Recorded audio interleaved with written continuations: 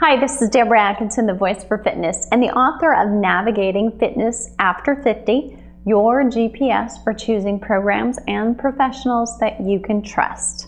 And that's available on Amazon.com. Just so you know, I want to share with you a couple of active aging secrets. The reason you clicked on this link in the first place, and hopefully you'll click on another one. You can actually join a list that is a community for sharing active aging secrets right here.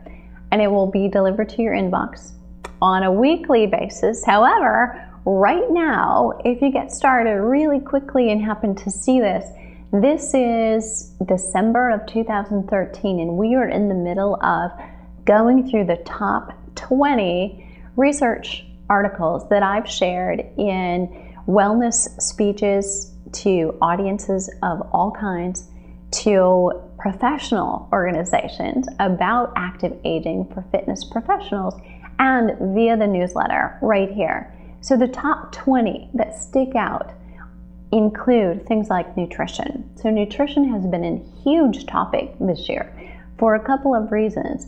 I had the privilege of being in close contact with some of the world's most renowned protein experts. Sat at the table with them for lunch, listened to them lecture, and listened to others all around them back up the information that they were stating. So how does that pertain to active aging and to you?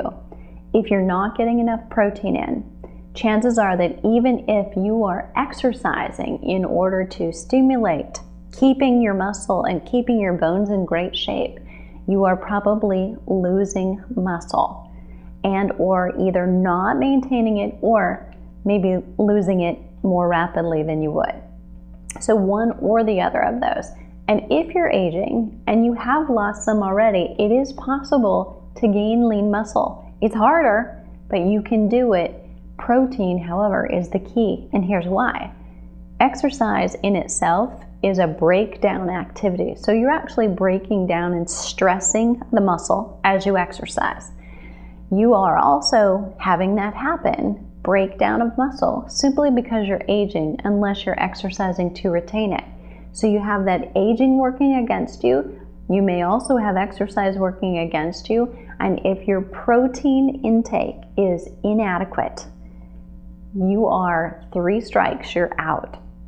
So adequate protein intake, just what is it? It's probably more by numbers than you think and less by what it is you actually hear than you think. And by that, here's what I mean. It's 30 grams 3 times a day. So breakfast, lunch, and dinner is probably how most of us would break that down. But that could be a snack and lunch and dinner. It could be delivered any way you want to. But the point is not 90 grams total. 30 grams at 3 different intervals. And here's why.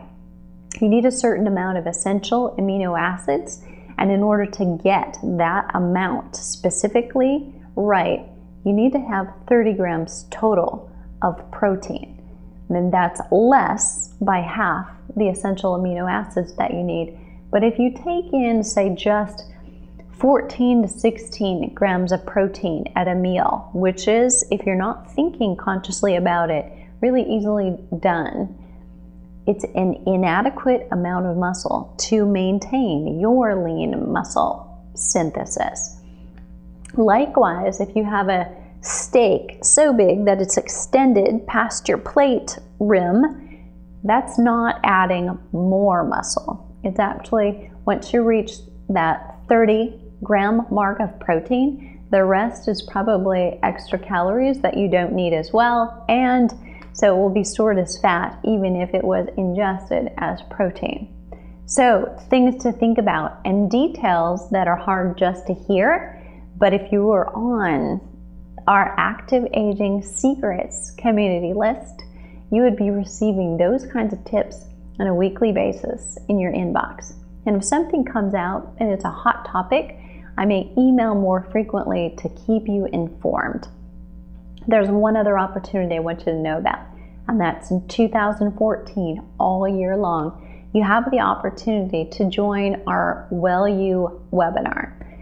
Definitely wellness oriented and intended to educate you, to empower you, not to give my opinion, but to present some of that research so that you understand what is eating right for my age and activity level, what is exercising right for my age and activity level, what are the recommendations for sleep, and as it gets more elusive for you as you age, how can you increase and enhance the quality of your sleep, if not the quantity? Because sleep is very related to weight loss and weight gain. So interesting that you know the details are, if you get 5.5 hours of sleep versus 8.5 hours of sleep, which of those two people is actually going to have more success with weight loss? And the answer is the 8.5 hours of sleep a night will be more conducive to weight loss and weight maintenance than less sleep. And the challenge is 80 to 90% of that sleep ideally comes at night, so not in the form of napping during the day. So if that's your habit, it's time to try to maintain other habits that support nighttime sleep and daytime wakeness. So click the button and I'll see you on the other side for all of those tips and much more.